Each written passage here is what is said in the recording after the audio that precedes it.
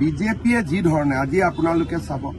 গণৰাজ্য দিৱসত মই যি ধৰণে বাংলাদেশী মুছলমানৰ কথা কৈছো মিয়াৰ কথা কৈছো আগত কোনোবা মুখ্যমন্ত্ৰী এনেকুৱা কথা ক'ব পাৰিছিলে নেকি আজি মই ডিব্ৰুগড়ত কৈছো অসমত ৬৩ লাখ বিঘা মাটি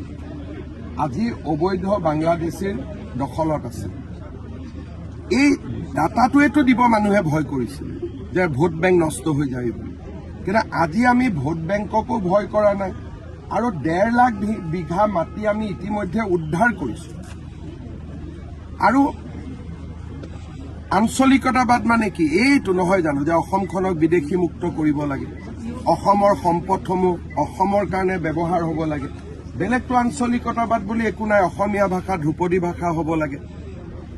লাচিত বৰফুকনৰ সুখ্যাতি জগতত বিয়পি যাব লাগে তাৰ বাদে আঞ্চলিকতাবাদ কি আছে এতিয়া লুৰিণজ্যোতি গগৈৰ দৰে যি আঞ্চলিকতাবাদ আছে তেওঁলোক হ'ল মিয়াৰ লগত কম্প্ৰমাইজ কৰা আঞ্চলিকতাবাদ বৰপেটাত মিয়াৰ এভিকশ্যন হ'লে ইয়াত তেওঁলোকে কান্দে গতিকে আচল আঞ্চলিকতাবাদ কি যে যি কাৰণে ৮৫৬ জন ৮৬০ জন শ্বহীদে মৃত্যুবৰণ কৰিছিল তাক মনত ৰখা আৰু ৮৬০ জন শ্বহীদে মিয়াক ৰক্ষা কৰিবৰ কাৰণেতো মৃত্যুবৰণ কৰা নাছিল গতিকে আচল